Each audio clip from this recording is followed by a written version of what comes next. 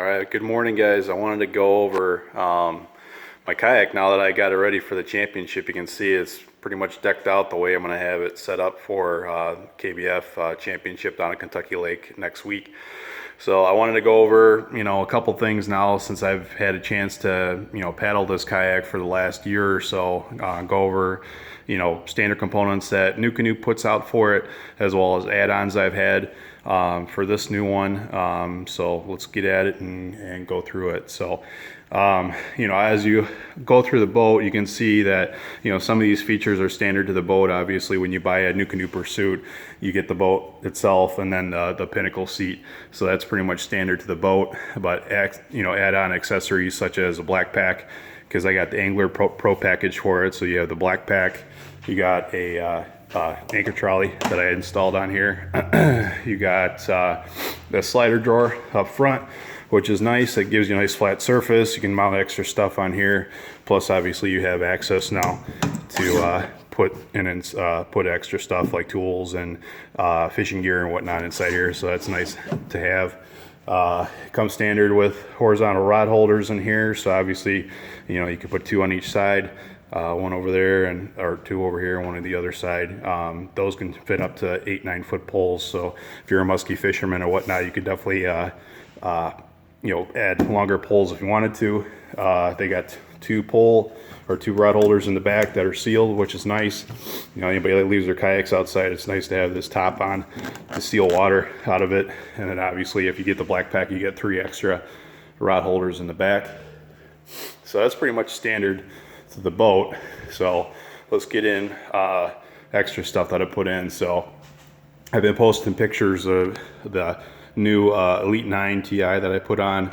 So obviously I had to get mounts for that and battery and all that stuff too. So the RAM mounts already on that. Got that fixed up. I got wire caps that basically feed everything into the hole, which makes it nice and clean. Got to zip tie these together and give it a little bit more cleaner look.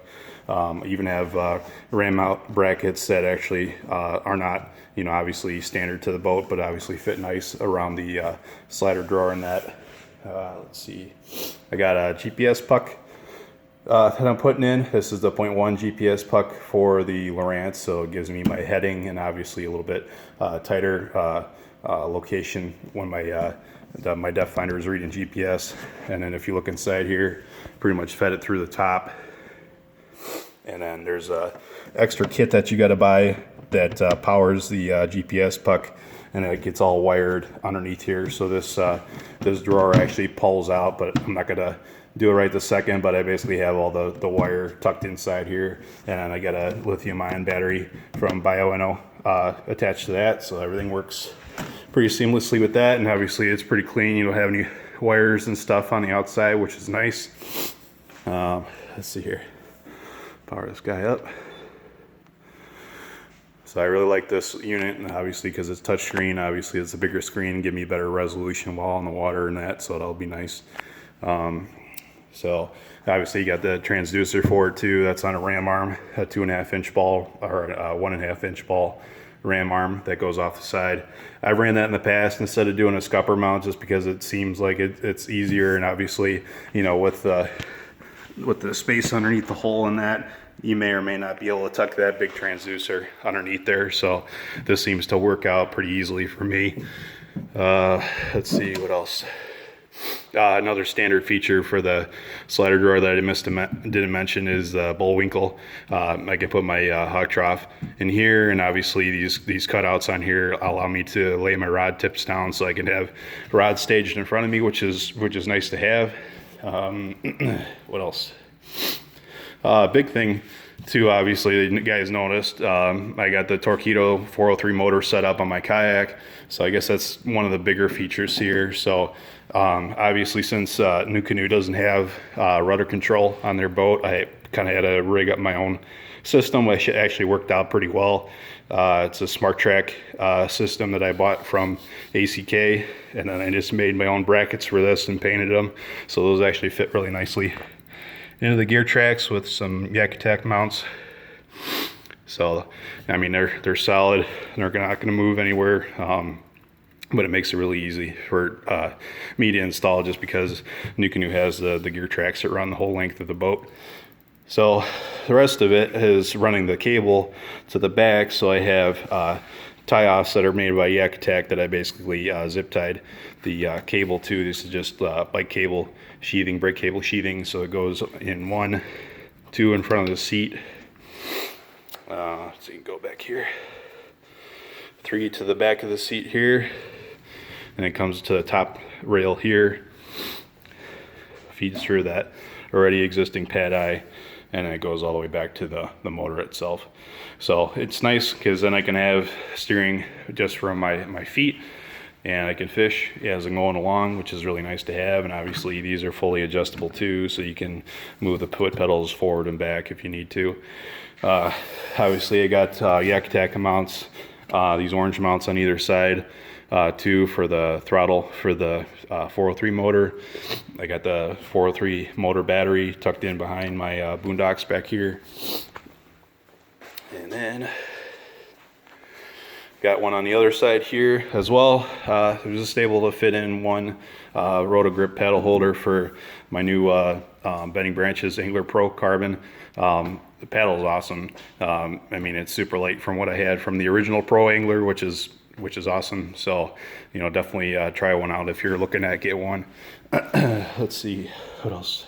Yeah, and obviously the last thing is the Boonedox edition too. You know, I had the seed tug cart in the past and it worked great, but I just got sick of having it lifted off the ground and that. So definitely going with this year to see how it works out. So we'll see how it goes, but I'm hoping that everything goes smoothly with it. So, and then yeah, that's pretty much it. You know, obviously got my scupper plugs in. You got the pinnacle seat. Got a couple spacers in the pinnacle seat too to lift it up. You know, I have it on the high setting right now, plus the two spacers. I might just go down to 1 because it just seems a little bit more less tippy for me at least. And then also too, you can see it. I have that bar here underneath here for the locking swivel seat, which I recommend too on the NuCanoe, just because it gives you a little bit better paddle effort because the seat's locked in place at that point.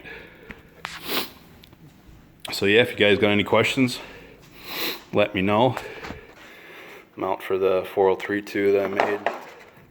And it's just a couple pieces of starboard, and it actually fits nice in here because it's nice and flat, plus the tube itself for the 403 mount fits perfectly through the transom here. I had to sand it out a little bit, which is no big deal, but you really don't take off much material, and it's really, you know, it's solid. It's not moving anywhere.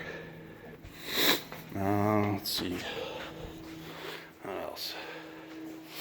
Oh, that's another thing too I picked up. So Kayak.Bass makes these. This is, I forget what the heck they called it. But basically it's just a holder for your fish once you're on the water. So that clips off, and then you can attach it to your fish as it sits in the water. So that'll be a nice feature too when I'm getting my bump board ready and that. Let's see if we can get it open here. That'll be a nice feature. But yeah, the only other thing I'm missing right now is I'm gonna put an anchor wizard in this spot here. I did that last year and it worked out perfect. And obviously I run it through my the D-ring on my anchor trolley, which works out really well. And that's about it. So like I said, if you guys have any questions, let me know. And appreciate the time looking at my video today. All right, I'll see you guys. Bye.